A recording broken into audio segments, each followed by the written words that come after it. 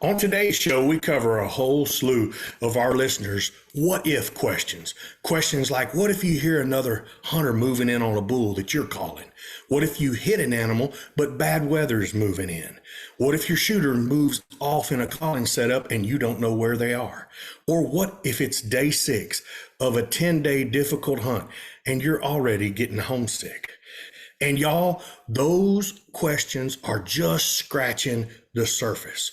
So get ready. The boys are in the house and we plan on tackling those questions and many, many more. So my friends, pull up a chair, adjust your volumes just right, and welcome to Blue Collar Elk Hunting. Welcome to Blue Collar Elk Hunting, brought to you by ElkBros.com, with your host Gilbert Ornelas and elk hunting coach Joe Gilly. You want to hunt elk, and they live to hunt elk. Their goal is to share with you what they have learned grinding it out for over 35 seasons, doing what they love. So come on into camp and set a spell. Welcome to Blue Collar Elk Hunters.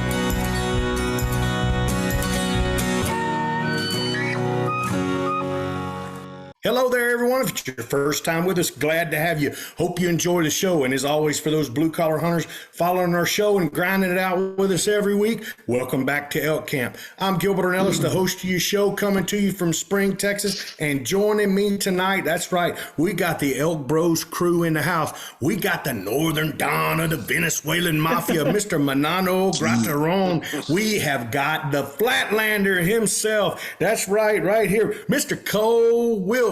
And WWJGD's in the house from Cimarron, New Mexico, along with the ninja, Mr. Leroy Chavez. What's going on, fellas? Hey, Everything's good. Good. Here we are around campfire again, y'all. Absolutely. Last week was a barn burner, man. Got to talk about Carl Gamage. This week we're going to the what-ifs, Joe. Oh, man. You know what's so cool about these questions, and for you guys listening out there, guys and gals, I always forget, man, because I say guys and people think I'm mean, and I talk to my whole team, girls and boys, when I say guys. So what's going to happen with this is probably going to be part one of these what ifs, because these are the coolest things, and there's so many different situations that people are like, what if this happened? What if that happened? And I used to tell people, well, you can what if yourself to death, right? But man, if you bring those questions out and you have a chance to discuss those, that's preparation. That's a chance to get your head right. And, I think, Gil, it's you that says that when things go wrong, you always fall to your highest level of preparation, right? So that's something that we're going to do with these what ifs here. We're going to make sure that we're hitting those. And it's good to see everybody's mug. I think Gilbert froze up on us, man. He's back. Sorry about that, fellas. I don't know. We had some technical difficulties. Dadgum, man. I don't know what happened, man. Y'all just kind of faded to black. So sorry about that, fellas. What's pretty cool is we had a meeting not too long ago, and Manano had said something, and it's a good point. Manano's like, Joe, we've covered all of these things. How long can we talk? I mean, is there going to be any more to talk about elk hunting? And now I understand that's coming from somebody that doesn't do a lot of elk hunting other than, every sort of there. But all of a sudden I started looking at all the questions coming in, and it's like, man, there's a ton to talk about. We forget because we take stuff for granted, right? There's certain things that we just deal with out there. There's so many people that are like, man, what if this happens? What if that happens? What do I do with it, right? I always seem to have an answer for all of them. Whether they're good or bad, I have no idea. But I think you've got to start. You've got to start somewhere, right? Yeah, right. And that's a good point, Cole. And everybody needs to understand that these are our opinions. I mean, this is elk hunt. There is no our experience. Yeah, this is just from our experience, and we're coming off our experiences and stuff. And I think Manano is going to be able to really help out with a lot of these, because I think a lot of times he's out there and he sees me do something. He's like, why in the heck is he doing that? I mean, you've done that in the past, right, bro? Right. Yeah. Every single time. Right. Yeah. Yeah. I mean, I had Tom Roth with me this year, and he was looking at me like a calf looking at a new gate. He goes, why are you, I don't understand this concept of cast your call out and let it marinate, man. You know, we got to roll. We got to keep moving. I said, we ain't got nowhere to go, son.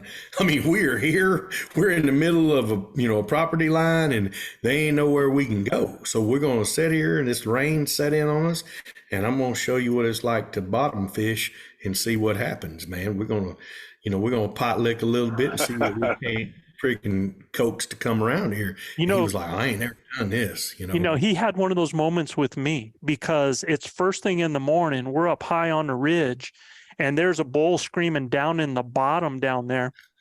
Yeah. And I start heading cross ridge, right? And he's like, Mhm. what are we doing? That elk's down there. And I'm like, ain't gonna be down there long. Long. Yeah. I'm going to make him change his mind, son. So we Yeah. got to get in position, especially when the thermals start changing, And And, trying to get across, once they decided to come up that hill, Yeah. It's they just still beat us, right? Oh, sure. Sure. And a lot of people make that mistake of heading down to where that animal is and they're coming up, and you end up chasing. So, Well, I mean, right. our bull that you called in for me this year, we had to run him down, and finally beat him around the other side of the mountain and called him down to us. He'd already made it above us. He'd started out below us, and we just kept working the wind, and actually got between him and those cows. And that's the reason why, he did what he did. He came straight down to us. But luckily we had, it was still early in the morning and the wind was right. And, like Joe said, we get eyes on one, they're in trouble. I needed 3 feet, man. And we're singing, just a step. God's And that's praises all over that, another one step and that unbelievable booger would have been in there. And it was 3 what a memory that was, though. It was a pretty cool memory. Yeah, I mean, that's another what if of a different kind. Well, it happened to Manano, right? Yeah. That was the one more step hunt. No one Yeah, more step one on. more step hunt. Yep, it really absolutely. was, man. So It was let's- aggravating, doggone it. We Because got the so much. opportunities were few and far between. Right. We got so much content on this stuff. Let's start rocking this puppy, man. Absolutely. Time to go to our Elk Bros mailbox. Why don't you kick us off, Chav? Okay, this first question comes from Hartford, Connecticut. Jeff Creasy asks, I am a first-generation hunter and played a lot of catch-up. Thanks to your podcast, I am planning my first elk hunt this fall. I really want to learn to call, but there are so many different elk calls out there. I just don't know where to start. What would you do if you were me? I got this, Chuff. I got you this. one? Take it over. Go to a Bass Pro Shop and buy a Hoochie Mama, and then get close to Chuff and Joe and Beto. That's the right answer, bro. I like that answer, but I'd like for him to go to ElkBros.com and get him a grinder. Oh yeah, And put it in his mouth. that's right. So look, let's and all joking aside, and really, I mean, if you're really trying to learn to call and you want some more information, you absolutely can go to our academy and get our base camp, because we have a whole section Yes. on calling, if that's something that you want to do. If that's not what you want to do and you want to hear some advice from us here, man, is I would tell you is to buy some of the thinnest single latex diaphragms calls you can. I'm not going to tell you to go out there and get a fixed a reed call, external reed call. I'm going to tell you to learn doing something that's going to be your biggest advantage out there, and that is hands-free with the diaphragm call. Now, if you get in a situation where you think it's not going to happen, then there's going to be other things that yes, you can go to, but really to put you in the best situation, you're going to want to get a single reed, single latex diaphragm call.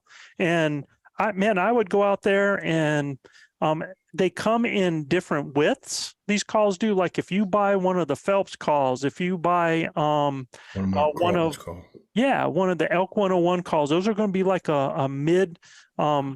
They're going to be like a mid-sized frame, right? And they're going to pretty much fit everybody, whether it's a good fit or not a great fit. You're still going to be able to do what you need to, but you need to go with that thin latex so you can start making sounds. But understand something. If you're using a thin latex and you start screaming bugles on it, it's not going to last very long. Okay. So Yeah. that's my advice to you, man. And, get different ones. And don't get listen to me. Do not get our grinder call right off the bat. Don't get it right off the bat. Now, with that said, when you go and you get a Phelps call and you go from a Phelps call to our grinder call, it's going to be different. I mean, Cole, you found that out, right? Yeah, for sure. It takes a little bit different mouth placement. I've gotten to the point now to where I can blow pretty much any of them. It just, I have to figure out where that placement is in my mouth for my tongue to do what I want it to do up against the latex. But yeah, I think that's the key. That's the key right there. Advice. It's hard with a diaphragm, man. Yeah, because really the smaller the reed, like it's almost like the further forward in my mouth I have to put absolutely for it to work. And then the bigger the reed, as my palate expands past where my jaw is, it tends to, it tends to work better with those wider calls.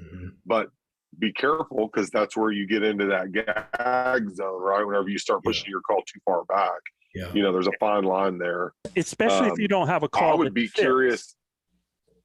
Yeah. And I'm curious, Jeff, if you, what season you're going to be hunting, if you're going to be doing archery, if you're going to be doing a rifle hunt. So that's going to make a big difference on what call I would probably tell him to be concentrating on. Just a couple things like that, but anything, I think start off with a couple of different reeds, and you're just gonna have to start trying to make noise at some point. And an external, I definitely get an external. I mean, I just think, that green weenie that Mark Crawton and them boys got, that thing makes some unbelievable sounds. And he's got another one too. Yes. It's like a native that by Crawton sound. And it's just external, man. And you can really make the right sounds just by making, one good breath. I mean, so it'll make the cow sounds that you want to sound like. Manano mentioned the hoochie mama. It's hard to learn how to blow a diaphragm, but you got enough time between now and then to put the time in to make it happen. But I've seen it take guys a long time. You got to practice. I mean, I got them in my truck, and probably once a week I'm blowing something, and but I'm telling you, I enjoyed using that green. The legend RC Knox has a hyper call, and I love the sound of that. And when them bulls get stubborn and don't want to talk, and he blows that thing, it just makes everything better. I like the green weenie. I like by Crawton. They got some really good externals. That Primos has got some good externals. I make it the Bull Crazy's a good one. And I'm a Primos black guy with the diaphragm. It's one of the easier diaphragms, I think, to blow. Some guys don't think they are, but I do. I mean, it's what I learned on. So, you got to put the time in. That's the big thing. Yeah, practice. Mr. Creasy. But there's so much stuff out there, and here's how I'm gonna put what Gilbert said, because he's given good advice, but I want to put it in perspective, and that is that an external call, when you use it like that, is really good to give something different from a distance. Because when you get in tight, there's a point, number one, where when an animal's coming in, guys have to learn how to shut up anyway. But a lot of those sometimes are a little on the loud side. And when you get in closer, that's where things get critical. So I think that the external's easier to learn. An external read, the diaphragm's going to be harder, but I think you're going to have a long-term benefit. So I'm going to help you out with that. I'm going to tell you, go ahead and get like the Elk 101. I think it's like the all-star champion contender. That's pretty easy. That's pretty easy to start with. Yeah, they're real easy to start with, or go get a Phelps gray or black, that's a little softer. Isn't it the black that's a soft one, right? On there. And then black and red. Mm-hmm. There you go. It's black with the red latex like that. And then that's the blackout. Now, once you start doing that, your palate, and all of us have different size palate. And what Cole is saying is that, when he uses a smaller frame, it's going to move more forward in the palate. Whereas when you use a larger one, it's going to be further back and it's going to be a little bit lower. So it doesn't take as much tongue pressure. And when Cole says that he can run any diaphragm call, that's because he understands tongue pressure to make that noise, against that latex. That's everything that does it. So I'm trying to simplify it for you. And I tell you what, the Carlton calls are coming out with some stuff that are just going to be amazing as well. We like the Wapiti River calls. We like a lot of them, but I'm simplifying for you to start. And I want you just to go and get those 3, get one of those on the Phelps and start playing with it. And I would have 3 to 4 of those, and I would just alter and just keep working. And you'll find the one you like. You'll find the one that you blow the best. And once you start making sounds, you understand how to do that, then you can get to a little bit more advanced level. And that's where some of these guys are, just because of blowing the call all the time. But whatever you do get, don't put it on the dash in your truck. Don't be, have tobacco juice in your mouth or anything like that. Yeah, don't do that. Destroy that latex, all right? Yeah. So that we're just trying to help you start. That's what you asked for. And I'll tell you, go get either those Phelps or go get those Rockies. Understand that they are going to be easy out of the box and make sounds. And then later on, as you get more advanced, you're going to want something that you can crank on a little bit more, that has a break-in period, and that's when and it's going to last longer because the easy to blow calls do not last long at all. And that's when you're going to want to go to the grinder. Yeah, the grinder, the sugar. Sure. But see, that's part of the problem with the new guys is they have a tendency to want to over push so much and really kind of less is more, right? Yeah, when you're just starting out with tongue pressure and stuff like that, like don't have your tongue smashed all the way up against that thing and then try to blow a train horn. Your reed is not going to like it at all. Well, I ran a rip it 1.5 and a double deuce a bunch this year, and I'm telling you right now, call for those people listening. Those are called. Yeah, those are called calls. I ran the rip it 1.5 and the dirty deuce, and I'm telling you, dude, those calls made it to the forefront every day because they could take what I dish out. Right. When I get to honking them bugles and everything, it don't take long. And I've heard them two right there, Cole Wilkes and Joe Gillia bugle. I guarantee you they can't hardly take that. So it's harder with the thicker latexes to get them broke in. So you gotta get on them. The one you were blowing out was our new sugar, though, right? It was, oh my God, but that has the best soft cow call diaphragm that I've ever blown. Oh, wait till you see that, buddy, man! Amazing. Wait till you rock and roll that. I think you showed it to me. Great questions.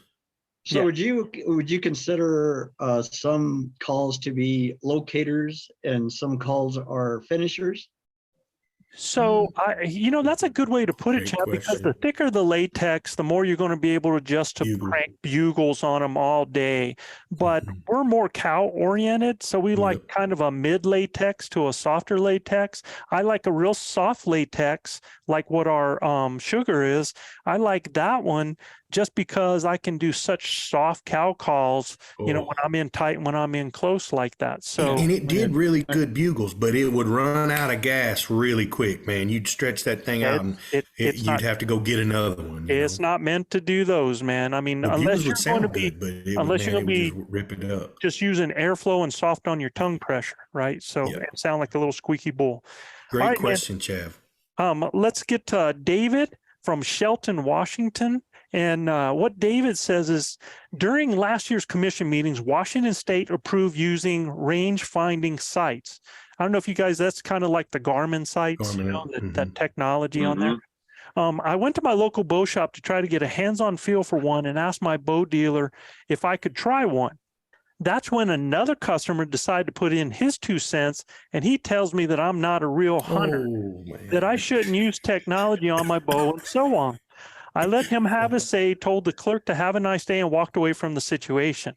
Now, I'm old enough to respect others' opinions, but this didn't sit right with me. Am I missing something here? Am I in the wrong for wanting tech on my bow or any other advantage I can get with technology? I know technology won't make me a better hunter, but I think there's a place for it. I'd like to hear your guys' opinions on the matter. There you go. When Respect when I see- everybody's respect everybody. but when I see the rangefinder talk to me, I'll buy it. So use the 20-yard pin Manano, I'll buy it. You're right, buddy. Use the technology in your favor. So what bothers me though is it's all relative, man. Anybody shooting today's compounds is shooting some of the greatest technology there is out there. You know, I mean, unless you're shooting go back to the stick bows and the daggum recurves. Unless you're shooting a long bow with, you know, cedar arrows and obsidian points. Flint dadgum points, man. I mean, really? A recurve is technology. A recurve is technology. I mean, the Mongolians learned how to. Yes. Absolutely. So and lastly, Joe, I rather use technology to be you know, to have an effective shot, and then to be like really to be ethical, then start rather than guessing and wounding an animal, and turns out that you don't recover anything and the animal will feed coyotes. David, the thing with the new sights that are coming out like that is they're battery operated. So if you have a malfunction, you get something a little wet and the batteries aren't working, now you got a sight that's not usable in that situation. So if you ask me, Joe, and the boys, we don't get many great days to hunt. A lot of times it's raining or snowing or whatever else. So I think that Garmin's going to probably stand the test of time. I mean, everything that's out there, new technology's done really well, but again, how well will it take, you know, a beating, and how well will it deal with the, you know, the elements out there? It's something that we'd love to hear back from you if you put that thing on your bow, how well it did. I've had hunters that we've had in camp that had them.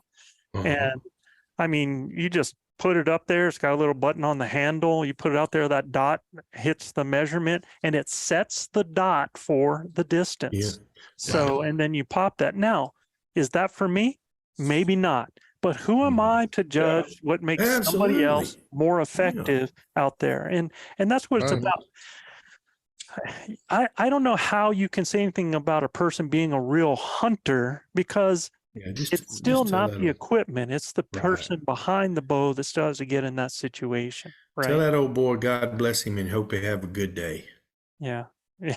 Pretty decent fella. I'd have told him to shut the front door. Yeah, he'll be number one in your heart, right? I was about to say that, but I didn't have the vocabulary enough to say it decently. You know, I mean, I see people out there wearing some of the clothing that's out there today is some of the highest technology, the stuff that's going on in your boots right now. You're able to be more comfortable than you've ever been.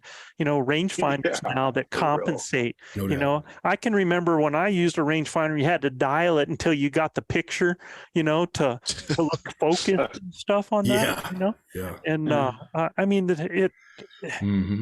yeah, we got Onyx, we got our phones, we've got, you know, there's, you know, if you used walkie-talkies out there, you know, if you use a vehicle that has shocks on it, you're using technology, man. So. Yeah, we ain't riding horses no more and stuff like that. We're riding dirt bikes and side-by-sides and everything else, man. I mean, shoot, the Indians would have won the war if we wouldn't have had Don't let a guy with a pro ruin your day, bro. Yeah, that's exactly right. Exactly. Put whatever you want on your bow and he's just go hunting. Yeah, he's trying to make an excuse for probably some reason why, you know, he didn't, you know, have a good season or something like that. Right. Or his wife. For real. Yeah, if it makes you a better shot and takes the guess out of it, and you know it's 32 yards instead of 33, why is that not a good thing? You know what I mean? Yeah.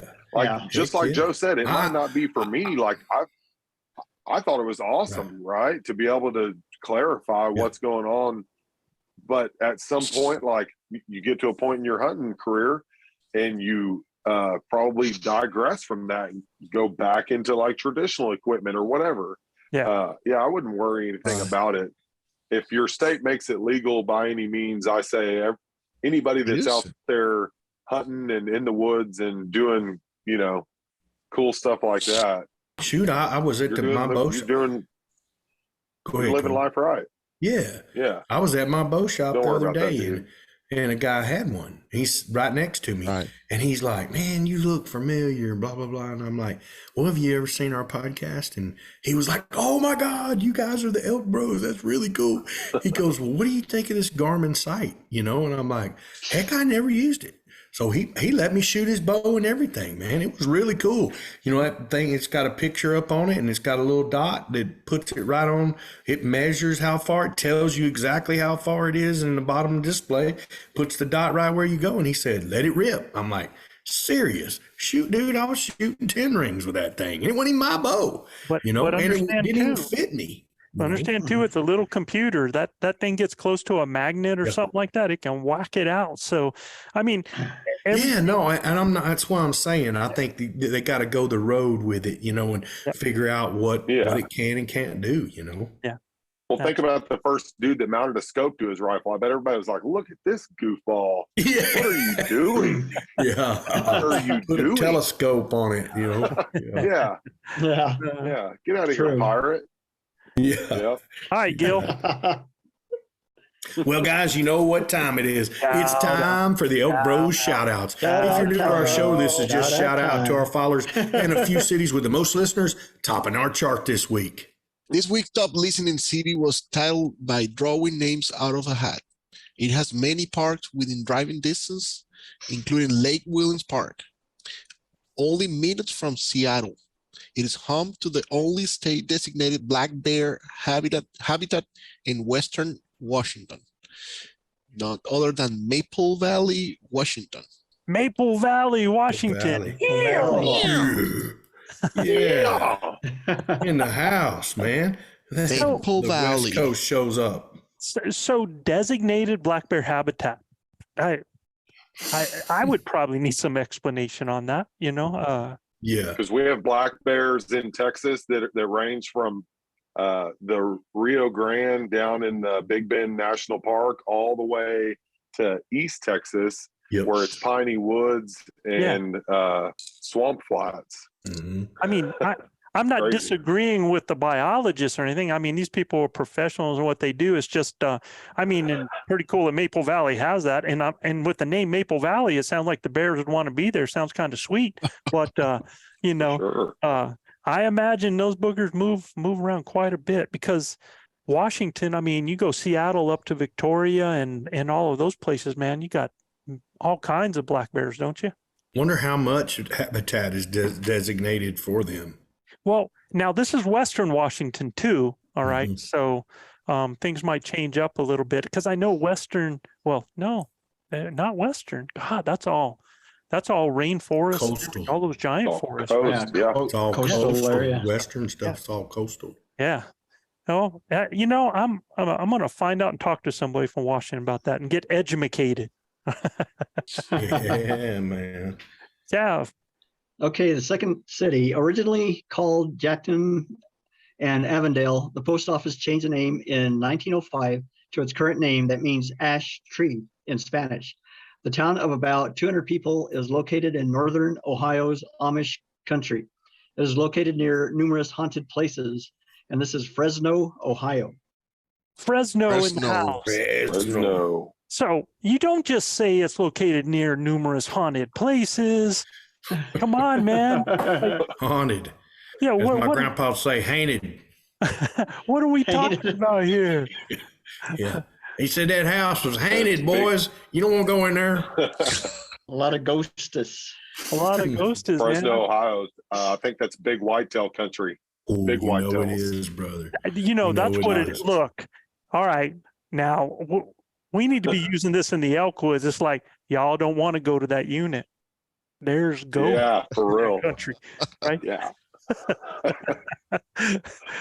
That's what I'm thinking is happening. It's haunted. It's haunted. Yeah. Yeah. Yeah. Okay, our next top Don't listening. go to that unit. Our next top listening city was created at the junction between Wisconsin Central and Green Bay Lake Pepin railroads. It became an important buying and shipping center for potatoes and is home to one of the oldest volunteer fire departments in Wisconsin. Now, this is Amherst Junction, Wisconsin. And, you know, when I read that oldest volunteer fire department, I was like, so these guys like averaging 80, 82, or you know, Right. they're all sitting in rocking chairs on the front going, There he is. Like car.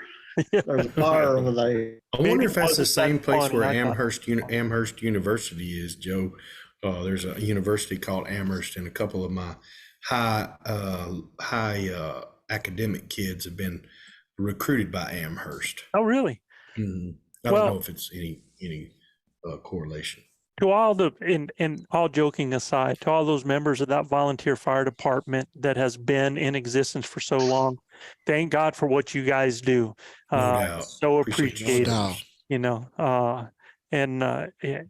I just want to make sure I say that as well. We like to have a little fun, but man, I tell you what, without our fire and our police, man, we'd be in a lot of trouble. And our volunteers, they're special. All right. Once inhabited by the Iroquois Indians Confederacy, this top listening city, now with a strong Italian American community, was founded by the Pennsylvania Railroad in 1849. It is the birthplace of a famous baseball player, Jim Ferry, who played for the New York Yankees, the Boston Red Sox, and the Chicago Cubs in Altoona, Pennsylvania. Altoona. Altoona. So we went from Washington to Ohio to Wisconsin to Pennsylvania, and if we had the Ridge Runner here, Eric Aragon, I bet Eric would be telling us about Jim Ferry, man. He's like big Yankees fan. Yeah. I think the Pennsylvania Cat Killer too. It's hard to beat Eric's shout outs. Oh yeah. Goes over the top. Yeah, for sure. Yeah. Amherst College is in Amherst, Wisconsin, Joe. Okay. Oh, Eric too, bro. If you listen, I know you are. Well, you're in our thoughts, in our hearts, and in our prayers, man. Prayers. Okay. All the time. Yeah, brother. Absolutely. All right, now to our main content, the what ifs, man. So what we're going to do is, each of us, we're going to come up with these what ifs and questions, and we're just going to get the question out there, and we're going to start going down. Everybody throw their 2 cents in, and y'all, I hope you're ready because this is some pretty good what ifs. And I'll start out with the first one, and the first one is, what if you bump an elk or a small herd? Oh, go! Yeah. There you go. So that's my answer right there, Joe. Explain that. There you go. Yeah, man. So immediately I throw out a nervous grunt or a nervous bark, to basically say to the elk that are running off that I'm a scared elk and I saw or heard something that is not an elk, basically.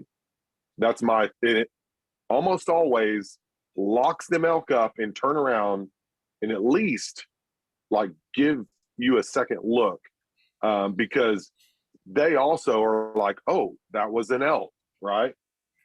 This doesn't always work, but a lot of the times, man, it's sure, just like if you come up over the top of a ridge and all of a sudden you bust out, by barking like that, you're immediately throwing up your guard and you're demanding basically something to show itself, or Yeah, they're freaking out, and you're telling them I'm an elk freaking out because I don't know who you are, right? And yes, understand that. Right. Now, the only caveat I'd give to that though is if you bump a herd because you didn't see them and the wind's at your back and they blow out, they got your wind. It's over. Yeah, So- and it might not be good to say anything because then you just educate him a little bit. Right. The other thing is if you bump them with your movement, and this happened for me on one of my hunts with a client. This lady was with us, and we were coming through, and we bumped animals that saw our movement, but we had strong wind in our face. Yeah. We had sun at our back, and we were in the shadows, and they ran out a little bit because they got bumped. Spooked. You know, so instead of what Cole did was he did the bark, and I came out with a cow call right away. Right. You know, when I did it. Now that'll settle them down sometimes. Sometimes it does, sometimes it doesn't. Even sometimes, like what Cole's talking about, that nervous grunt will freeze them because they're like, wow, what, they're not sure. They just know it's another elk that said, who are you, right? Exactly. But I was able to stop them and froze them, and they stood there, man. And we were able to harvest an animal like that. So it just kind of depends on different situations like that. Yeah, and there's a regathering mew too that you can do as well, where you start to regathering, and a lot of times that'll lock them up. Yeah, it's like running into that's what I was going to say. I was going to say, go into that, and then or even a lost caps call. If you lock them up just a second and get them to settle down, it can be better. Well, you can friggin' blow them up if they don't know what's happening. You can blow up. You can even make some more noise and make it almost sound like you're a group of animals that are running off. Let that situation blow up, and then just like you would with turkeys, when you're doing those regathering, turkey calls out there. Same thing with the elk, man. You're that lead cow doing those regathering calls, and when they hear that, you're telling them to do something, and they're going to respond, right? Exactly. So, that's a great call. Great question, man. Oh, there was one other thing, though, that I want to add to that, though, man, is whenever you do bump elk, people a lot of times think that those animals are blown all the way out of the country. Sometimes they're just going to go up on top of a ridge. They're going to get into a place where they can stop, check their six, right? They're going to be listening, and if they don't hear anything else, sometimes they'll only go 200 yards off before they settle down and going back to doing what they were doing before. So it depends on how thick and how open it is, really, with some of that. The wind. If it's real thick too, and you hear them bust out, they don't all bust out all the time. There might be a loner or two that kind of hangs back, so you got to be aware of that too. Oh, yeah, I mean, I've had them blow up right in front of me. And, we hit a bugle or a soft cow call, and that'll stop them again. They just stop, turn around and look. I mean, the year I killed that 7x6, we bailed off. And when Joe told me, run down there and kill that bull. He's coming, run down there. I took off running. Well, hell, I like to ran over a 6x6 standing down there. He didn't know what was going on. All he seen was big old running down a hill. And he was like, wow, I'm out. Peace, dude. He spun out of there like somebody shot him out of a gun. But Joe just kept doing what he was doing, and it didn't bother the other herd. And there was a whole pile of elk down there, right? It didn't, when Joe started bugling, they just thought that was another bull coming in there running him off. Yep, absolutely. Oh, yeah. I mean, there's lots you can do. Do you think other elk ever? Yeah, exactly. Do you think other elk scare other elk sometimes? I bet they do. Absolutely. Oh, yeah. Hell yeah. Yeah. All the time. 100%. Yeah. All right. So what if you have cow elk between you and a target bull?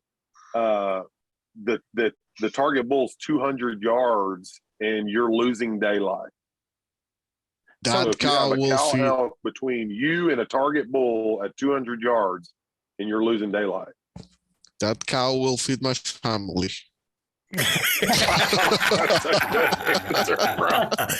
with you, my brother. Now, Manano, the key word is target bull, not target cow, man. Yeah, I know that, but you're changing targets, right? Yeah, he's I'm like running me. out of light, opportunity. Yes, I'm running out of light, daylight. So it's a great question, though.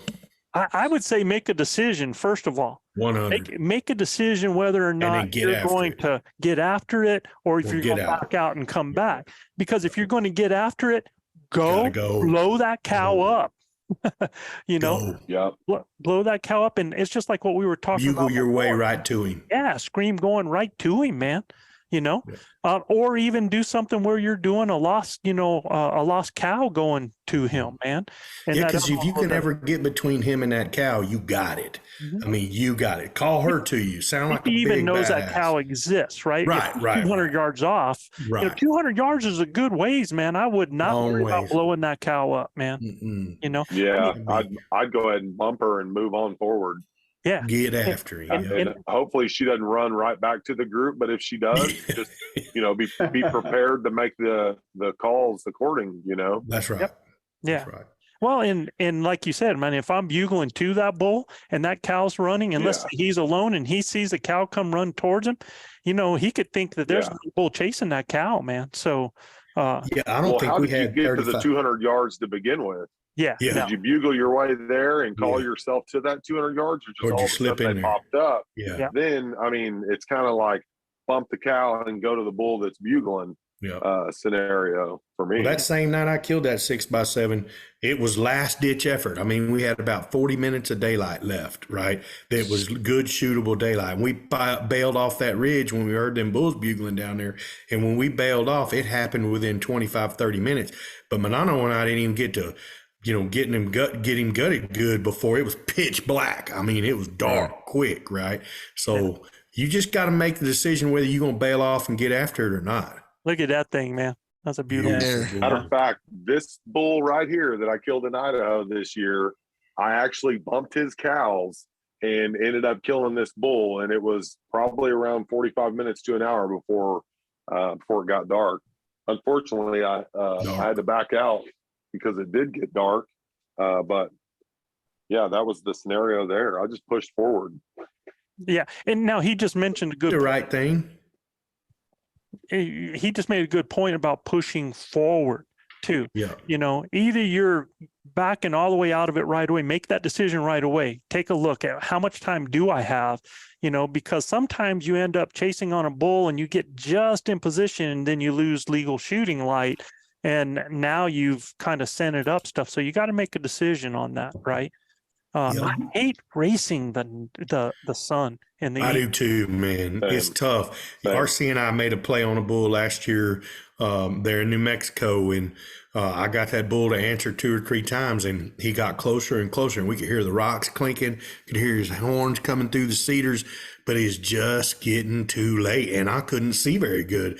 And I told RC, I said, let's go. I said, the last thing I want to do is call him in here to this set and me not be able to see him, and we educate him. So let's just back out of here and get the heck out of Dodge and be back on him tomorrow, you know, because he just was not going to come that last 75, 80 yards that we needed him to come out of that timber. And it was so dark, I couldn't see very well. So we just backed out. You know, we knew where he was. And RC actually got on him 2 days later in one more step, man. I mean, really nice 6x6. So, but you got to make your decision and then stick by it, man. That's for sure. But if it's me and I got enough light and that cow's 200 yards off, damn that cow. Unless I'm killing her. You know, if I kill her, well, it is what it is, you know. I'm going right at that booger, dude. I'm cutting that distance. Target bull, man. You mentioned you have to take the decision. Change targets. If you got a cow tag, for sure. Who's got the next what if? Go ahead, Chad. Okay. What if a bull is bugling a lot on his own? Do I call? Less is more.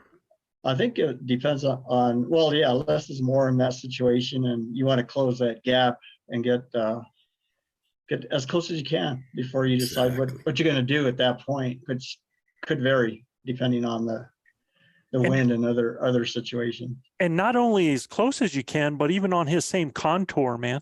If you get on that bull same level, where you're actually paralleling that bull on that bull's contour, or get in a situation now where you can get close enough to hear whether or not he's got cows going on right there, find out what he's doing, then you kind of help your own situation a little bit. Man, if he's screaming and screaming and screaming, just go to him. Just go him and, you know. No sense in alerting him to you being there. Yeah.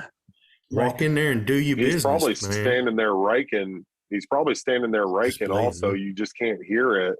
Yep. And yeah, I would just say, get the wind to where it's either crossing from your left to right or right to left, and move straight into that bull, and just, use your optics then, and just creep in on them as much as you can. There's no reason to make any noise. You might as well just slip up there and, But that Mohican sneaking on him, man. Mohican sneak. Listen, me and Chav blew up a herd of elk to get to some bugling bulls. Chav and I were together hunting on a little barrier area, and these bulls were bugling back in there. We walked right through the middle of a herd of elk that were cows, and because we heard them bulls bugling, so we went right to them and never said a word, never called, never nothing. Walked right through those cows, and they never blew up. I mean, they just let us walk right through the middle of them. They kind of just drifted off to the side. We dove over a little hill, and before we know it, we got bulls that are 12 feet from us, man. I mean, craziness, and 6 or 7 of them, right? So we just shut up, man, didn't say a word until they all got kind of spooky. The wind kind of got a little jinky, and they got a little spooky, and, I just kind of softly cow called, and, got one of them to be curious, and 2 of them hopped the fence, and when they did, that was it. It was what it was, but we didn't say a word. We just went right at them. Yeah. And I want people to know too, that when you have a situation and you're moving through the woods and elk see movement, especially if there's a lot of chaotic elk noise going on, they don't know if that movement is human legs. I mean, I have walked right through the middle of a group of elk through jack pines, and the hunter that I'm guiding, he's like, aren't they going to see our legs? I'm like, they don't know it's our legs, man. Right. They just see that movement there. And I mean, we literally walked right through the herd, and so, if there's elk. Chad, I learned so much on that hunt. Mm-hmm. Yep. I was going to say on the, if the bull's bugling a lot, do I call? If you got yourself there and he is calling or he's bugling, sometimes not calling some and letting him, because it freaked some guys out on hunt wars this year. I was like, oh, just wait. Sometimes you don't have to call to him every time he makes a noise. Absolutely. We had already blown up the situation, and I was like, if you just wait, he's going to ask for you. Yeah, and then he's going to ask for you again. And then you can really tell his emotion the next time that he asks for you, then you can call, right? You don't have to, if you sit and observe a herd, they don't just blabbermouth like we do back and forth to each other. They don't have that much to say. Right. They have something to say. Until they do. Hey, I'm here. Yep, I'm here. Yeah. And then it might be hours before they ever say, exactly. And I say that I tell people the same thing with cow calls. I'm like, when you hear a bull bugling at you, when he's being insistent, telling you to come to him, when he's using that little roundup type bugle or getting, displaying, you don't want to cow call at him right away, because now you put the ball in his court. Exactly. Now you've told him, you're so interested, you got to let him have his thing. And then when you do your call a little bit later, he's going to answer to you. If he's answering to you, it's a different thing than him saying, come to me, and you're replying, and then you're not coming. Yeah. Right. So, and same thing with what Cole's saying. If you respond, there's times to respond right back when it escalates and you're trying to cut a bull off. But if you're answering to him immediately, sometimes you're putting him in the position of, hey, I'm talking to you and you're responding to me. So, you just kind of, sometimes you can just let it go. Listen to how the elk actually work with each other. And you just mimic that type of thing, right? Yep. What if at day 6 of a 10-day difficult hunt and you are already getting homesick? If it's should only plan for a 7-day hunt, brother. if it's day 6 of a 10-day hunt and you're already homesick, difficult hunt, yeah. So basically, yeah. So Cole, you've been out a lot on yourself. You get homesick. Yeah, but then I hear an elk bugle and it all goes away. Yeah. There are no elk bugling at my house ever. Right. And I've never shot a bull elk at or near anywhere near my house in Texas, being a flatlander. I mean, there are some high fence elk around. Oh, yeah. But even if I shot a bull and I'm feeling homesick, I typically don't like to go home yet. Yeah. I'll stick it out in that area and try to spend time in the mountains because that's what I planned on doing. It's homesick is going to come and go, you know. Well, especially on a difficult. If Eric were here, he would say you need to probably pop a triactin and just try acting like a man and hunt the rest of the 4 days. Right. Try acting. Yeah. Try acting like a man and man up. You know, for me, I love my family and we're all really close, but I stay in contact with them. So we had our Zolio, and, you know, my wife usually hears from me every night on my Zolio, right? But we don't talk every night. So I don't get really homesick. What I get is tired. My ass gets whooped, you know? So after about day 6, man, your butt's dragging. So I will tell you this, man, and I ain't gonna lie, I'll take a break, right? I might not hunt a morning or a evening or something, and I'll sit and enjoy the fire and enjoy my camaraderie and my, you know, especially if I've already killed a bull or whatever, man, I'm gonna take a break, because look, that mountain will whoop your ass, you know, and you need to get your mind right before you get back out there, or you'll get hurt, you know. Right. So that's great advice. Yeah, I always say this, and I you know, I repeat it again. But if you are in the woods and you are not enjoying the woods, go home. Yeah, go home. Yeah, go home. I mean, I mean, we all are hunting elk, but you have to be enjoying the woods. That's my rule. Grinders tuning in, thank you for listening to the Blue Collar Elk Hunting Podcast. Our goal is to share our knowledge and help you flatten that learning curve so that you too can have some of the very same incredible experiences that have given all of us here at Elk Bros a lifetime of memories.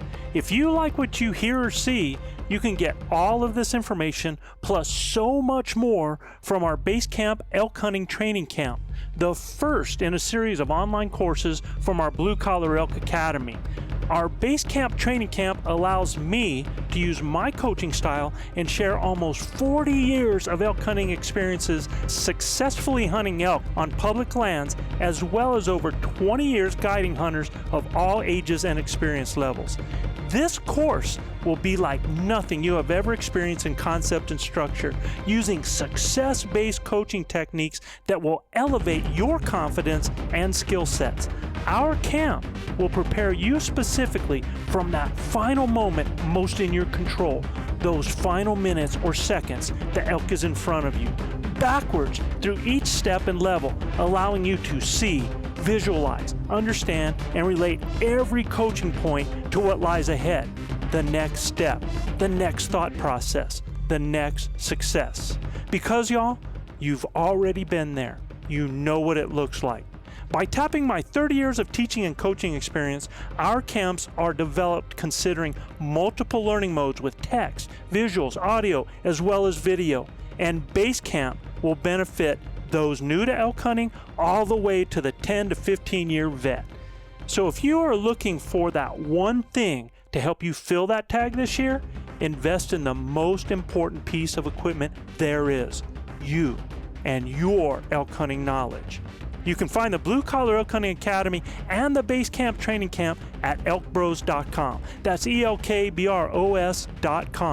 Keep dreaming of the screaming, believing in achieving, and most of all, keep grinding. You gotta understand your expectation, though, Manano. I mean, you gotta understand though that difficult hunt could change in 30 seconds. But you got to put the time in. Well, you worked your ass off all year. put the effort no matter what. Yeah. You've worked your ass off all year. You got to put the time. Right, but while you are in the process, it's all try mental. to enjoy it. 100. Looking around. It's all mental. Yeah. That's why for me, taking a little bit of a break and you recharging is big for me. Right. You know, it really is. I get my mind right. I get ready to rock and roll again. And it's a 10-day hunt. You're not gonna die if you miss. Miss a morning especially if you are in the woods thinking about your family and you got homesick, and then you enter in that specific mindset, you will miss tracks. You will miss big signs. Yeah, for me, if you're homesick, call home. Call them. Make sure you got a way to communicate. A Zoleo, InReach, sat phone. I was just going to say, Gilbert had it right. Just take a morning off, take a nice shower, relax a little bit, or jump in a stream. We've done that before. And by the afternoon, you're ready to go out again. You just need a little mental break from it. So I'm a fan of the show Alone. And I've watched so many people that have applied for this show that are excited. These guys are some of the, they're survivalists, they're people that are great hunters, there's people, they have all of these credentials and they get out there and they were so excited to go do this. And then they start playing with their own head and their own mind. And when things get difficult, it's like, I've got kids at home, something could be going on, my wife, I hope that, she's okay. And there's all of these things where they actually start playing with their own head. And maybe they did not really prepare to be out there in the first place mentally. Maybe they didn't. And so what I'm going to tell you is, bro, because it's all romantic, right? It's all romance until you get out there and find out the hard work that it takes. Yeah, the mountain until punches you you in just the straight mouth. tell yourself this is gonna suck the whole time. Yeah, you're not gonna be prepared for it. Yeah, I don't care. It's just like Gilbert. Yeah. You don't have to be the fittest. Nope. You have to be the strongest mentally. All it takes is itty bitty steps. We can't all take giant steps like Joe. It's sometimes the little bitty steps will still get us there. Right?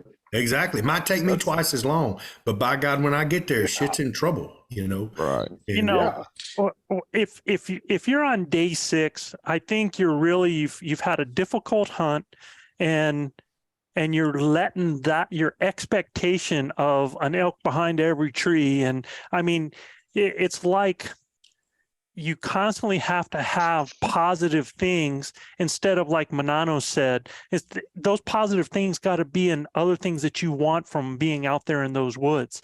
And the hunt is what it's about. When you go hunting, it's about the hunt. And you got to get that in your head. And if you're having problems with home while you're away, then you didn't take care of home before you left. Right. You didn't prepare. Yeah.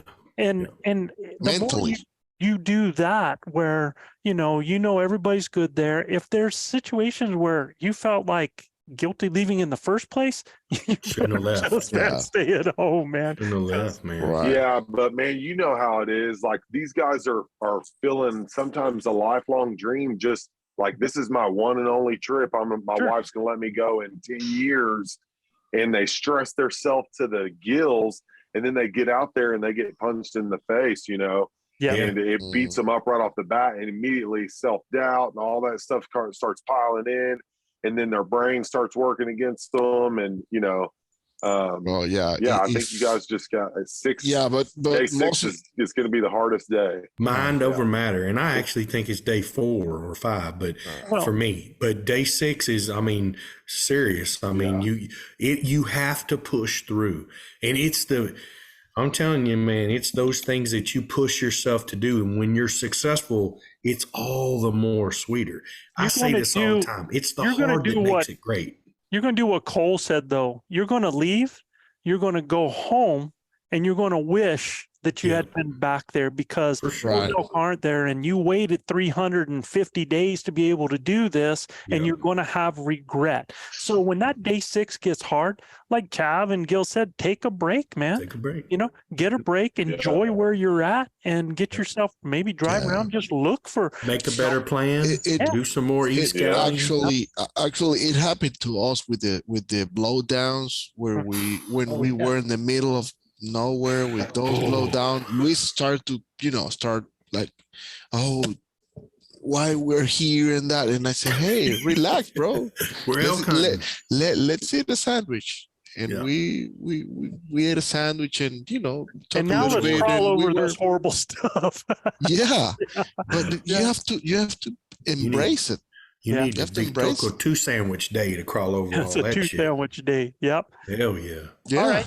So I got one here, man. What if what if your shooter, you're in a partner deal? What if your shooter moves off in a calling setup and you don't know where they are?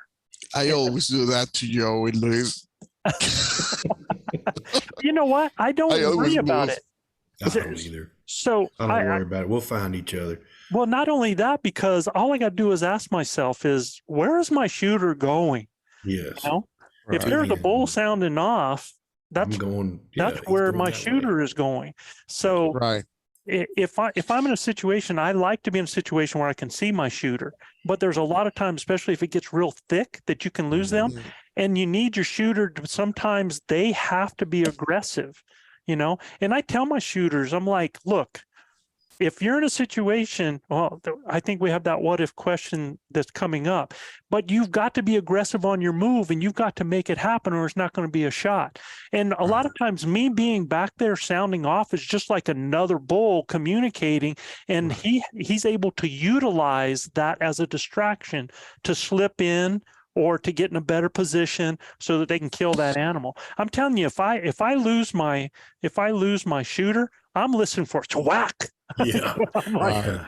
And we crash. Yeah. And then we have like certain things, like when we get in a situation, me and Chav will be out there. If things get quiet all of a sudden, I'll just start doing a crow call. Yep. He does a little turkey call back to me like that, So I don't worry about it because I know my shooter is going to where the elk are. So all I got to do is but in that case, Joe, it's helpful when the bulls when they are talking. Yes, if absolutely. they're silent, that's a problem because you don't know where your shooters are. So most of the time your shooter isn't going to move unless those animals are speaking up. Yeah. Or they see them walk by or something, Well, in my case, I have can't stand it. Before, but because I was watching the bulls, and I was when the bull turns and he got cover, I took that opportunity to move and I gained some ground. So, and he was quiet, but turns out that I caught like 80 yards, and I had a 15-yard shot. Yeah, but dude, that's what you're supposed to do. You're supposed to do that. And your caller's going to figure it out. He's going to hear the thump and the whack and the big, melee going on. And again, like Joe said, y'all work that out before you go get in a hunt where, okay, if we're in this scenario, we're going to crow call, or we're going to turkey call with our diaphragms, or whatever it is. Double bugle. I use a double bugle. Yeah, double bugle. I mean, y'all work that out beforehand so you know what you're going to do, right? But I can't tell you how many times I've been out of his sight and I make the shot, right? He doesn't see it every time, right? Or be out of, Chav's, be out of Chav's eyesight. I mean, I killed a bull, the biggest bull I ever killed in my life. Chav never saw it. It sucked. I wanted him to see it, but he was off in another portion, and I had to move up. He told me, you got to go. I can't make that far a shot. You go down there and kill one of them bulls, right? So I got down there, and he never did see me shoot. He saw where I was set up, but he didn't know where I was originally.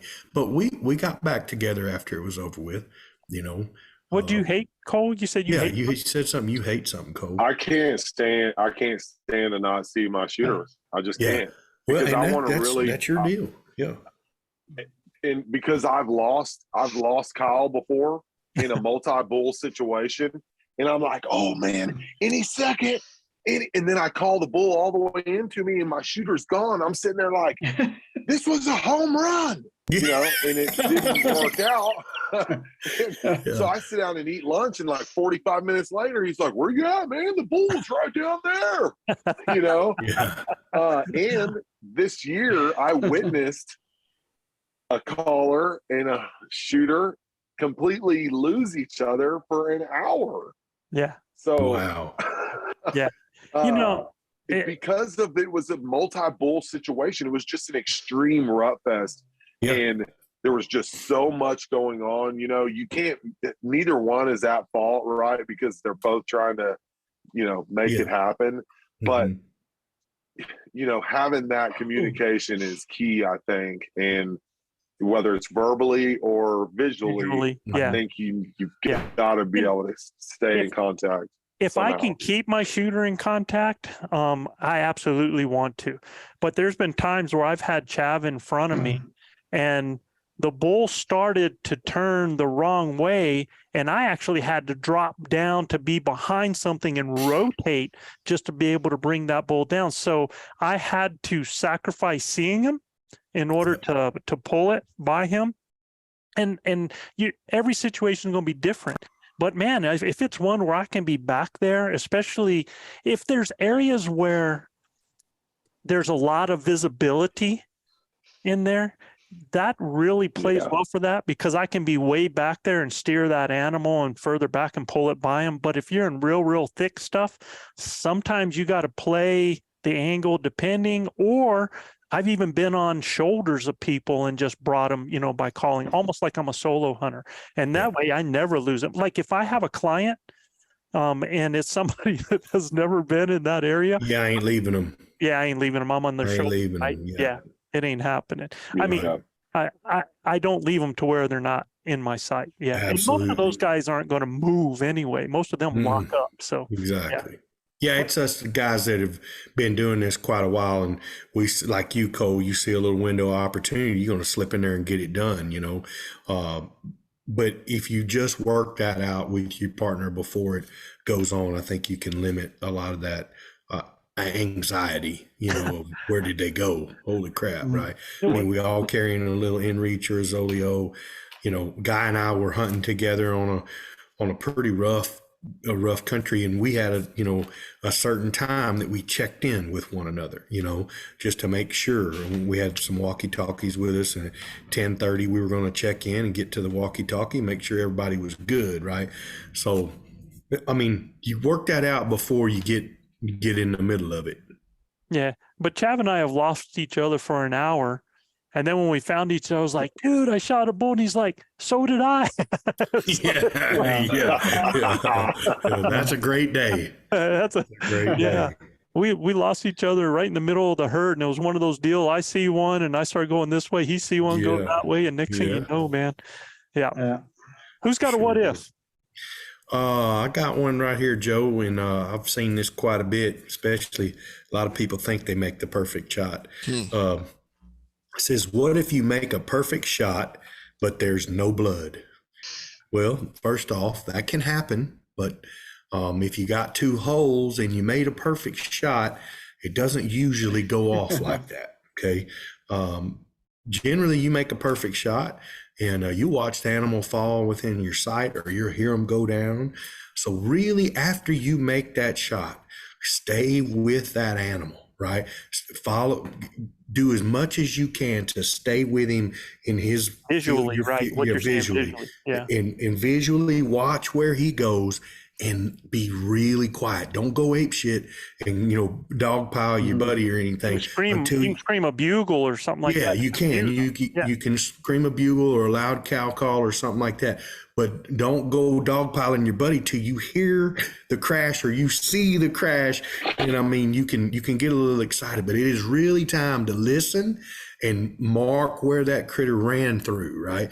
And that, if you made the perfect shot, he's going to be within 100 yards of you, especially an elk. You make a perfect shot, buddy, I'm telling you, I have witnessed it myself. You make a perfect shot, they'll die in 10 feet, So it is really up to you to buckle down when you release that arrow and see where it went, be cognizant of where it went and which direction the animal took off and ran. Man, that's got to get imprinted in your mind. Know your distance. You know, he was standing, I ranged him, he was 31 yards.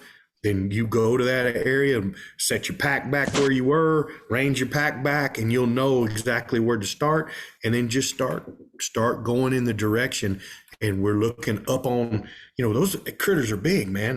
They're, you know, 4 foot to, you know, the middle of them, and then 5.5 foot to the top of them. I mean, so they're big. So they're going to rub things on the side of trees, on the side of bushes, not going to be just down on the ground. So look on the sides of bushes and that they run through, or something in rocks. If you're around rocks, man, that's going to show up a lot better. You know, the blood is. But I very rarely have made the perfect shot and there wasn't any blood. Generally, when you think you made the perfect shot and there ain't no blood, it wasn't the perfect shot. But see, that's just it, though, is when somebody says that I hit them perfectly, that's all relative. Other people think a certain shot is a perfect shot. Like, you know, there's people that are aiming for that golden triangle, man. They're trying to hit right in there in that hard area and right above that leg inside that triangle. And they consider that the perfect shot. And but it ain't. Don't. That's not what we consider the perfect shot. So that's what I'm saying is when people say that, you know, they say I hit it right in the pocket. That's what people are saying. I got it right in the pocket right there. And what happens a lot of time with that is it is a deadly killing shot. But here's why you didn't possibly find any blood, because that arrow did not pass all the way through. Because let's say that you hit that leg forward and you hit right in that pocket and that arrow goes through and it sticks rib or leg on the other side. It doesn't exit out.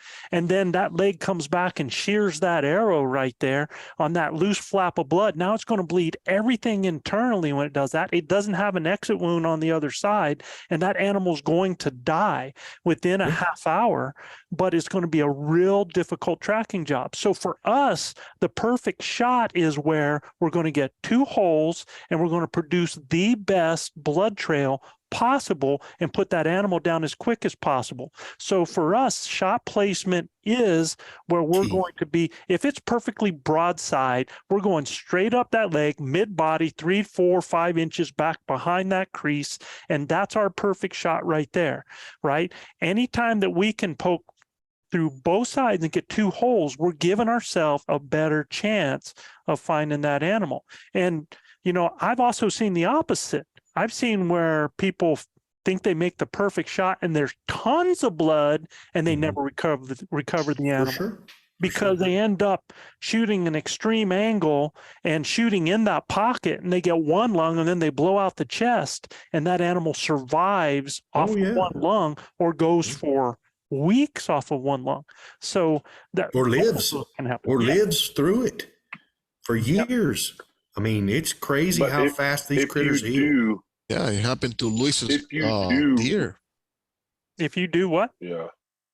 If you do run into that situation, good thing is these animals are big animals and they do leave decent tracks for a long period of time on their escape route. That's right. Bro. So if you're just very cognizant of the bull track or whatever, cow track or whatever it is, the track that it's on, you know, a lot of times when those animals take off, they always go back the way that they came from.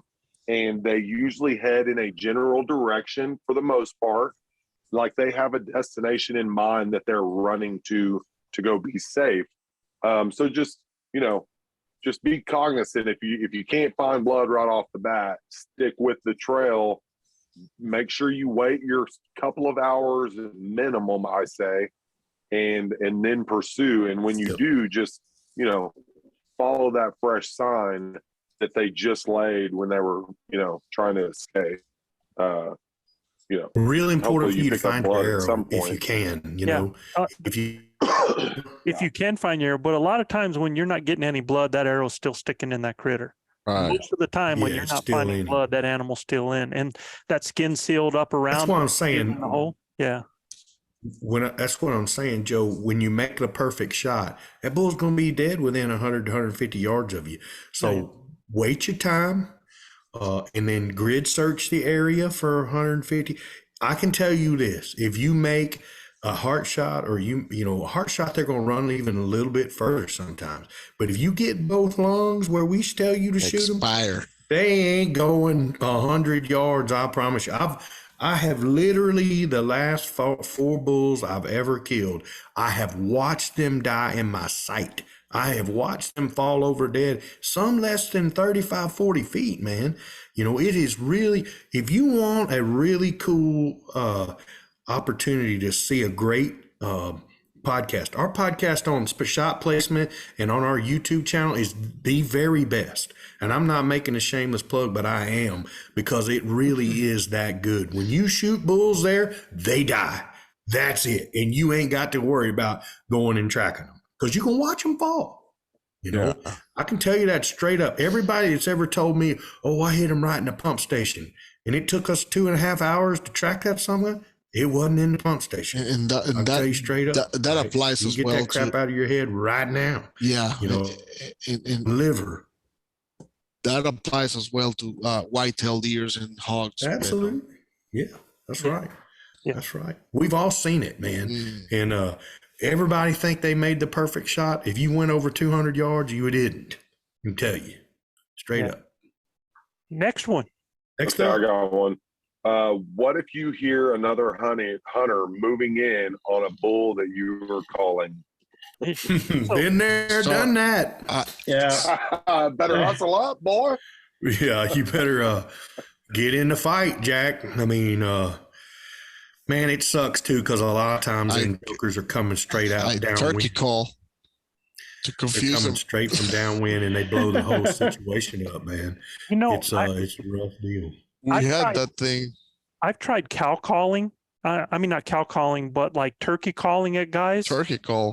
I've even done things where with my diaphragm, I'm like, I'll do a week, with my diaphragm, and it doesn't bother the elk. I don't know, it just doesn't bother them, out there. No, it doesn't. But I do it to try to warn the guy. But then I've got people that they just keep going. I'm like, comment. Yeah, they just keep going, right? It happened to us, right, Beto? I try to call the hunter to me. Yeah. I try to call both the hunter and the bull to me. Yes. That's just, I just keep working the bull. It's, man, and unfortunately, it's part of public land hunting. It's going to happen. RC and I had a bull on a string coming into us in Colorado. Dudes bailed off with the wind straight up their tail ends and ruined the whole thing. And we called them straight to our front feet. And they were like, man, did y'all see that bull? And we're like, yeah, we did. But I like what Cole is saying, though, man, because Cole is saying, if I sound like the better opportunity, than the other bull, they're going to come to me, and I'm going to be able to back them off, right? So, that's a good point, Cole. Yeah, some muzzleloader hunters. I mean, I wouldn't say it was short stand, but I was bugling to a bull in New Mexico opening morning, and he got shot right off from underneath me, basically. I couldn't see the animal, but we were, we were in the vicinity of each other. Sure. Within 125 yards, probably, huh? I was archery hunting during a rifle hunt, and the same thing. I had a bull shot right in front of me about 50 yards, because we came over a little rise and the bull was ahead of me, and he just dropped him right in front of me. And that was, so I've seen it happen too. Yeah. Well, I'd have stood up there with that bull and been like, y'all, look at this bull. Look at my bull. My analogy on that point, it's to make sure to be enough, to make the hunter aware that I'm here, that I'm hunted that bull, because otherwise he's gonna keep coming to me, and he's gonna blow the bull that I'm hunting. So that's what I try to make some turkey call or something to make them aware I'm there. in our situation, it was just too late. They'd already got the wind up their tails and got over, and that bull saw him and he took off. I was like, why is the bull bugging out? I checked my winch right in my face, and then I see movement from the back there. These two hunting elks come walking in there. And look, listen, when that happens, guys, don't make an enemy out of guys in the woods. They're trying to do what they're doing, and maybe they did it wrong. Okay. And we had that conversation. I asked them, they said, man, I've been hunting here for 5 days. I ain't seen a herd of bull. And we hear this big party going on down here, and we just bailed off. We got nuts, man. And we just bailed off. We made 2 good friends out of the guys, and they're just trying to do, and we called them in again. Me and RC called them in again. We went 2.5 miles and called them in again, and they're like, we can't get away from you guys. Y'all are crazy. I'm like, well, at least y'all are hunting in good places. So, I mean, it is what it is, but a couple of, one was a war veteran. So appreciate, thanked him for his service. And another guy was from Fort Worth, Texas. So it was a big time, man. And, we wished them guys well and moved on. I mean, it was disheartening because, we had an opportunity, but we knew we were in elk country. So that's another reason, though, dude, that I like to use low audible elk sounds when I'm working an animal, man. I like to use things that don't send out there and attract other guys. You start screaming location bugles and challenge bugles, man, those things send out. But, you start raking a tree and doing some pants and some glunks and stuff like that with little cow calls, you're not going to hear that far off, man. So be a lot more intimate. Next, what if? What if you're in an area hunting and it's Labor Day and you got campers and tons of recreation vehicles on all the trails? Well, we had it. I think we've all been there. Yeah. Oh, yeah. In one opportunity, I counted 70 in a row.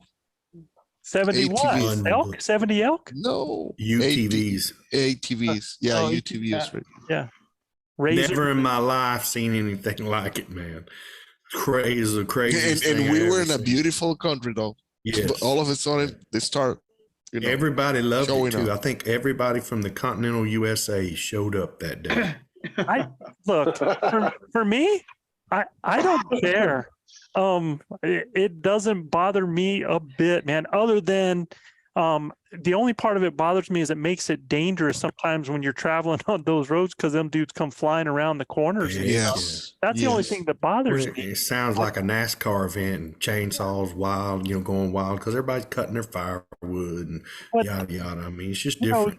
These guys up in Colorado are doing this stuff. I mean, Colorado, even some of our places here in New Mexico, people are recreating all summer, all the way through Labor Day and stuff like that. And these elk are conditioned to that happening. Yeah, they get used to it.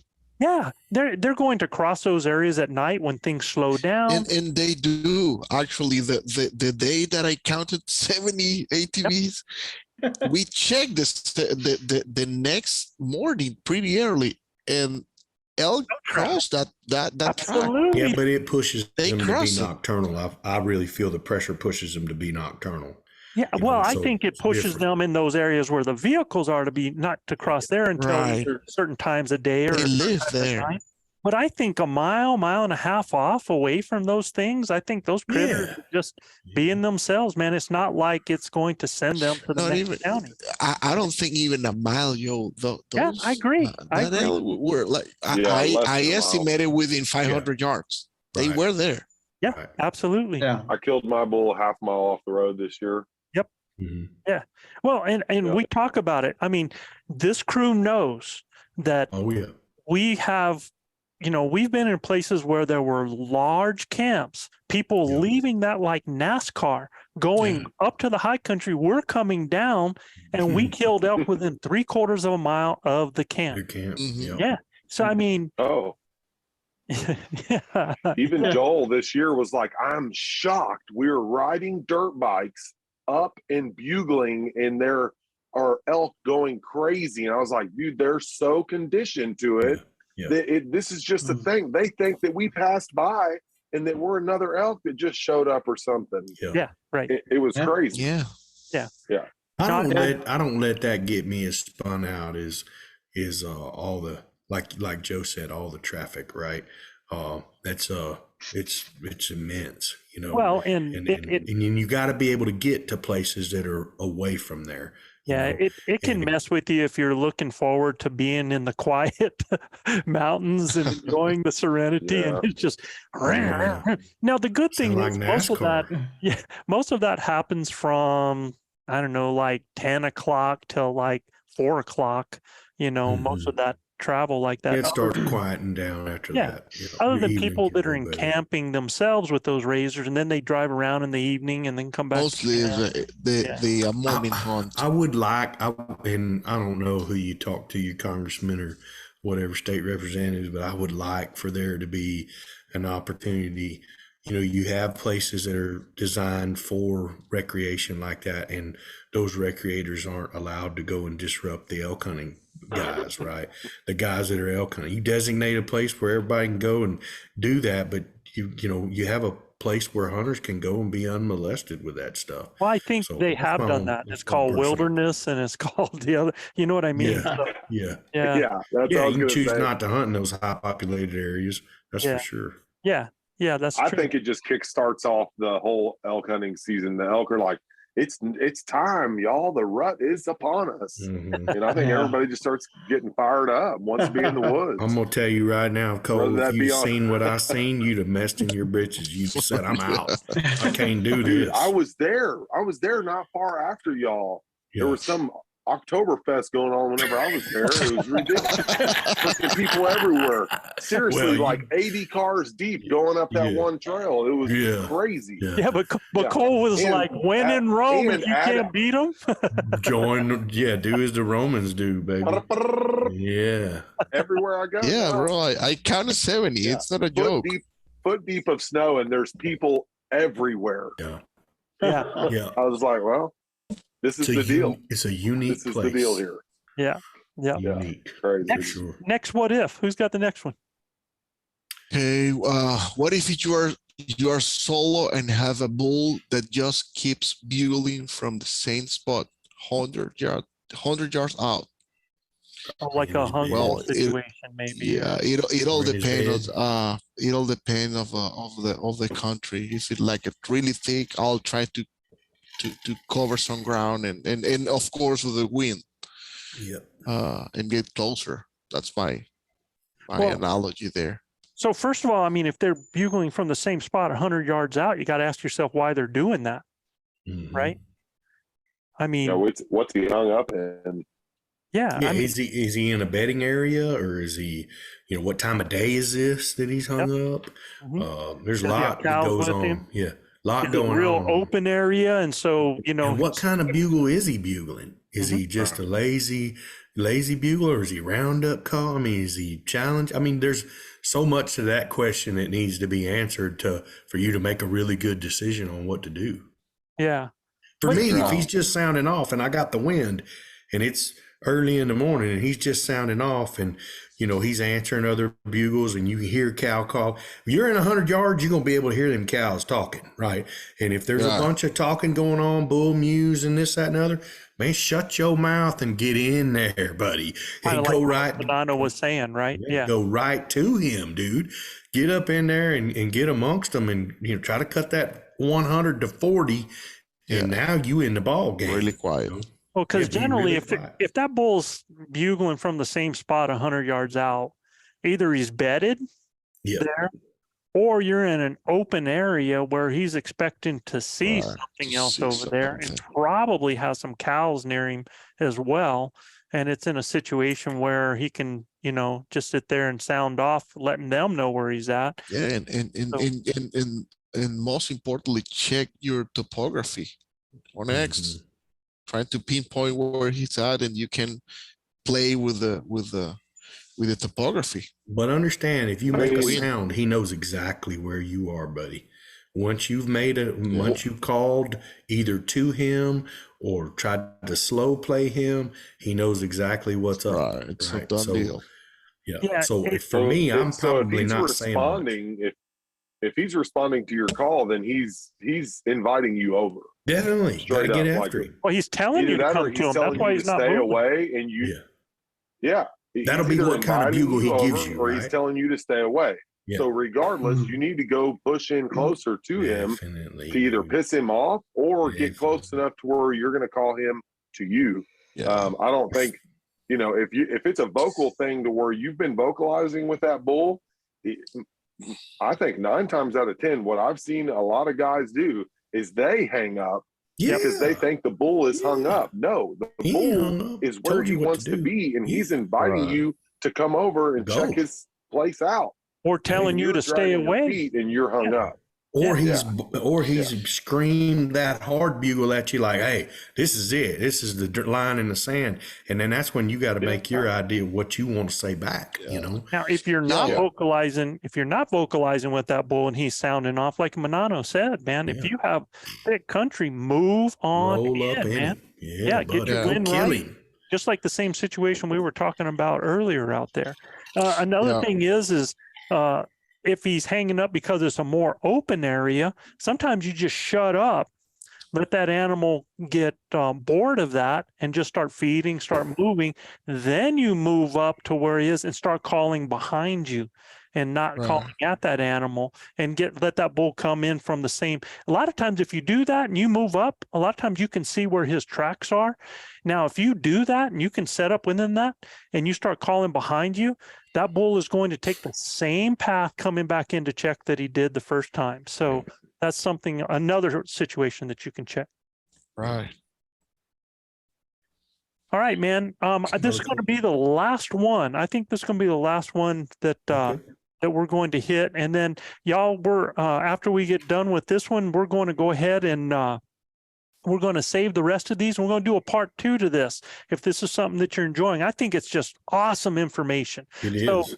So let's see what this last one says is, what if you have a hit animal, but bad weather is moving in, and I think this is a great question, man, because this goes back to, what we were talking about before. You've hit an animal. Well, a lot of times you don't want to go after that animal right away because, you might jump that animal and you kind of risk losing that animal instead of just letting them expire. But if you've got a thunderstorm coming in, or it's starting to, a snow might be a little more different, but mostly rain. I would worry more about rain than anything. Right. Right. Yeah. Well, Joe, we went through that with Tom's bull this year. It was raining on us all day. It rained and rained and rained and rained. And, he put such a great shot on that bull. We heard him go down. And I knew, I'm losing light, I'm losing light. It was later. And I said, hey, look, we're going to give him about 25 or 30 minutes. And I said, I tell you what, why don't you go get that arrow? Because he got a full pass through. I said, why don't you walk out there 40 yards and go get the arrow and bring it back and let's read the sign on that arrow. And he couldn't find the arrow. So I'm like, daggum, man, well, we can't find the arrow then. And it was buried in the dirt, So we couldn't find it. And he walked out there and he goes, but man, I got really good blood right where I hit him. And I said, well, let's walk out there. And it was real pink and frothy. And I went, well, okay, well, that's good. I think we got a lung for sure. I said, he center punched him, dude. And I heard the bull go down. So I'm like, we're going to give him 30 minutes and then we're going to walk up there anyway. That's kind of my rule. And now where we shoot him, if I see that it's a really good shot, I'm going to give the bull 30 minutes to an hour. And, but we were running out of light and it's raining. Right. So, we gave the bull 30 minutes. Drizzle that day though, right? It wasn't a hard rain. It was more of a drizzle, but that's even worse, man, because it just keeps everything damp, And, so I told him, I said, we're going to jump out there on it and look. And I didn't go 10 feet. And it was like, yeah. I said, let's go, man. I'm pretty sure what I heard was the bull going down, and I look up and he wasn't 45 yards from where he shot him. Yeah, I think that's the difference. So I think it's the difference between if you've popped both lungs and that thing's just shooting blood, rather than if you're getting kind of like drips of blood. Drips, right? Different, something like that. Yep. Because if you're getting drips and you start getting a hard rain, man, you could be in trouble. Because Chav shot a bull one time that we shot it right in the evening. And we were going to wait and then start tracking that booger with the flashlight, giving it its time. And then a rainstorm came in, and I mean, scared the crap out of us, man. The next day, it had washed everything away. So all we had the next day was just basically, I knew he put a good shot on it. We started working the trails and then gridding the area. And luckily that animal didn't go. I don't know, Chav, how far did that bull go? It didn't go. Oh, it didn't go very. We actually walked by it the first time, and you know, Yeah, but it's easy to do. Yeah, probably within what, 70 yards maybe. Yeah. So, I mean, we were real fortunate they put a good shot. But if you're having to track an animal, and let's say that your shot's not that good, you know, I've been in situations where now you got to make a choice. Do I push that animal? Do I try to get in to get another shot because I risk with the conditions coming in? And this is a tough decision, y'all, because I can risk, you know, losing that animal altogether because of the conditions if they're going to walk. Now, if you've hit liver, and that's where if you can get your arrow right away, it can tell you so much, because if I hit liver, that animal is going to go and still lay down. And if I back out, I might only have to grid, you know, that first, you know, yards. Yeah. And that's where Onyx and base map are huge, because when you grid, you just put that tracking on and you can cover areas and make sure that you've gone every area, man. It's whereas when you just the old way of gridding, you know, because of terrain, you could end up missing something, going around trees and bushes and get you off course a little bit. But shoot, by tracking yourself with Onyx and stuff, it's really a tough call, man. And it, you know, find your arrow, determine how good of a hit it is, and then you have to make a decision. If you're only getting pin drops, man, then you might have to try to get a visual. And then if you get a visual and find that animal bedded, I would back out because now I've got him marked, you know. Or if I've got him where he's there and I can get another arrow in it. But again, you're in a storm situation. So mark your last blood. Yeah, if I get your last blood. If I shoot that animal in a storm situation, now I'm risking still because of the wetness. So there's not an exact answer. You got to play the situation. And a lot of these what ifs have variables. Absolutely. So those variables really drive what you do. For me, it was always about marking the last blood. You know, I went, my very first bull that we ever laid our hands on, we had to back out. And luckily it wasn't bad weather, but we knew the bull was hurt really bad, and we just weren't going to pursue him. We had a barrier to deal with too. But at the end of the day, Joe knew that the bull was hit hard, and I made a good shot. It was quartering to me, and I actually probably hit that rib, and it spun that arrow a little bit further left, where I'd have got both lungs. But I got one lung, liver, and that bull, it took him probably 15, 16 hours to die. Yeah, you know? Easy. So, I mean, and he was not rigged when we got to him. No. He was still very pliable and warm. We left that bull before dark, got on that bull at first morning light, you know, probably even an hour after daylight. And that animal still hadn't had rigor mortis. He had, you know, it was moving good. So we shot him about 5:45, I guess, that afternoon. So it was 13, 14 hours. That's an animal that if you jump on it right away, you're not going to get it. He's going to get up and run. Yeah. You'll never find him because the blood trail is very weak. I had a bull we found like 6 days later, 7 miles from where we bumped him, because same thing, bad weather was coming in, and he was liver hit, but I was trying to err on the side of caution, and then weather pushing in, you know, and I was like, well, I would rather get on the trail and find the bull than get on the trail and lose the whole opportunity. Mm-hmm. And we ended up bumping him, you know, but we did find him, you know, many days later, and he was already Oh, how far was it from where you bumped him? How far from where you shot him did you bump him? He made it 7 miles from where we found him next, because I found my arrow in him. No, from where you shot him, how far was it to where you bumped him? Oh, not far. I'd say probably 300 yards. So if you'd have backed out, you think he would have just stayed right there and passed away? Yeah, he probably would have laid down and maybe weathered that storm.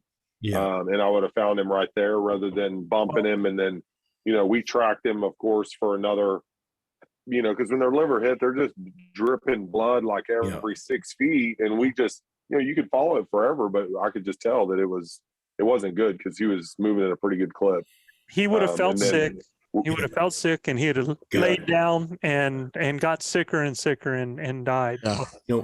Now, as the crow flies, I mean, he only made it like 2.5 miles, maybe 3 miles, but I mean, he went up and over down, 2-3 ridges. If it's snow in total distance, if it's starting to snow, then I'm wolfing that booger, man. I am on it and I'm staying in the track of it and I'm looking for it. It's as it is getting sicker and sicker, it's going to be to lay down. Yeah, and it's not going to be as good at spotting me, and it's going to be more sickly. So I'm going to stay on it. I'm going to use that snow to my advantage. I'm going to try to find every blood. I'm going to be looking forward to me. If I can find him bedded down, I'm going to get right there with him until that booger's got so sick I can put another arrow in or expires. But if it's snow, I'm on it. I'm staying on that booger, man. Yeah. It rains a little different, but yeah. I liver shot a deer this year, and I thought I made a really good shot. And the deer kind of spun as I shot him, and it was literally an inch too far to the left. And I hit but I hit the bottom part of the liver, and right between where the stomach hits the lining, the rumen and the stomach come together and went right through there. So not really gut, right, but kind of gut and liver. And the deer bled like a stuck hog for 150 yards. It was real dark red blood. And I knew it was a little back and a little low by the video. And my son was like, oh man, I don't know, My first instinct would get down, dog him and shoot him again. But I said, no, I'm gonna wait and get down. I gave him 30 minutes. I got down, went and got my arrow, and my arrow smelled a little like gut, and it had a lot of grit on it. So that's liver, right? And the blood that was there was really dark red. And I just told Logan, I said, we're not even gonna go look for this deer. We're gonna pack our stuff up. We're gonna back out of here. And I said, it's 7:45 in the morning. We're gonna back out of here, and we'll come back in, probably 6-8 hours, and we'll go look, for a couple hundred yards. And if we don't find nothing in a couple hundred yards, we're gonna back out again, right? And 1:45 came, me, Logan, and one of my other guys that hunts with us. We walked down there. Sure enough, 150 yards into the track, it dries up. I'm like, we're backing out. We ain't jumped him, we ain't pushed him or anything, but the blood was starting to get to be trickles. I said, man, he's been 150 yards. I didn't catch a lung. A lot of times when you hit the liver, if you hit that hepatic artery that's in the top of the liver, he'll die quick. He'll bleed out really quick, right? But I didn't, and I kind of knew that. So we backed out, went back to camp, and I decided, about 5 o'clock, I was going to go back. That's 10 hours, right? 10 hours since I shot that deer. And I called a buddy of mine who's got a dog service there, Mr. Dixon Deer Recovery, and he brought his dogs in, and he put them on that trail, and they hit the trail where I hit the deer, spun out of there, went straight out. Where I hunt on the river, it borders a field. That dog hit that field, made it about 325 yards from where I shot him, hit that field, and that deer was still alive in the middle of that field. Wow. Bedded down under a big old mesquite tree, and the dog got him up, and we got him dispatched because the dog caught him. But that deer was still alive, brother. And dude, fighting that dog like his life depended on it. There was 2 dogs, and he was hooking one, stepping on another one. I mean, he still had plenty of go in him. Now, what happens is the coyotes smell that scent that they put off, right? And they put off a pheromone through their tarsal glands that are in their toes when they're mortally wounded. So his dog's never tracked by blood. They track by that scent that the deer leaves when they're mortally wounded. And the coyotes pick up on that as well. So what would have happened was probably those coyotes would have got up there in the evening and smelled him and got him up, and they'd have probably got him worn down. And we'd have never found him because he'll run clean down past that river or whatever, and we may never find him, right? So we made the right decision backing out, and we're just lucky enough to get the dog on him and got him dispatched. But man, I'm telling you, I was literally an inch away from being a hero, right? And that's just bow hunting, guys. And, you know, as part of it, I kind of rushed the shot a little bit. I'd been holding back on this buck for about 2.5 minutes already, and I was about to give out. And I kind of rushed the shot a little bit and jerked it left and creased the liver. And 10 hours, deer's still alive. So I learned a lot in that process, right? I learned that you just got to give them time, man. And look, we bailed out on that trail. I don't know that I would have found him, you know. So, but it's a great question. Good lesson, man. Oh yeah, I mean, big lesson for me, especially when we're trying to find a deer and dispatch him the right way and not let the coyotes eat him. Absolutely, for sure. Well, close this out, Gil, man. We'll hit this again when we come back next time. And just a reminder, if any of our listeners would like their questions answered on our show, just send your questions to info@elkbros.com. That's info@elkbros.com. Yes, if you have some what ifs out there, just send them in to us, man. We'll pop it on the show and we'll answer it the best we can, like we're doing, bud. Okay? Absolutely. And like we say down here in the Lone Star State, husbands kiss your wives, wives kiss your husbands, hug your babies, keep your broadheads sharp and your powder dry, and we'll see you next week right here on Blue Collar Elk Hunting. Absolutely.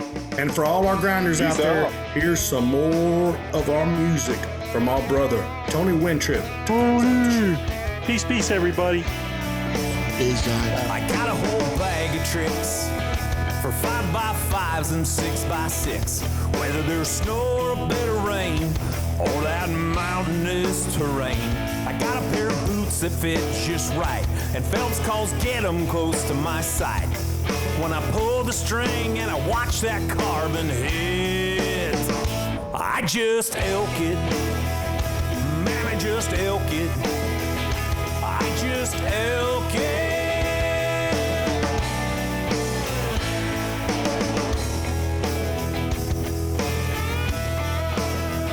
I waited 350 days. I watched the wind blowing from all ways, and I watched the path that he walked in the fall.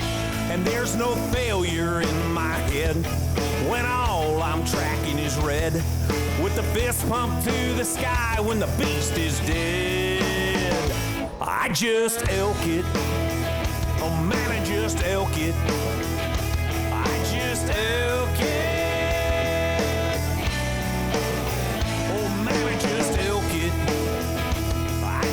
Elk it, I just elk it.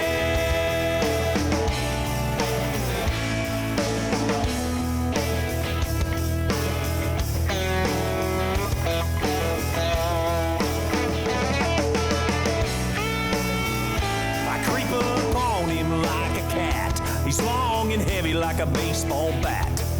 His body's as big as a rodeo bull. I'm a cowboy on his back. I slip the buck knife under his skin. I quarter him up with a big old grin. And I feel the pack with the gold that I'm gonna be eating. I just elk it. Oh man, I just elk it. I just elk it.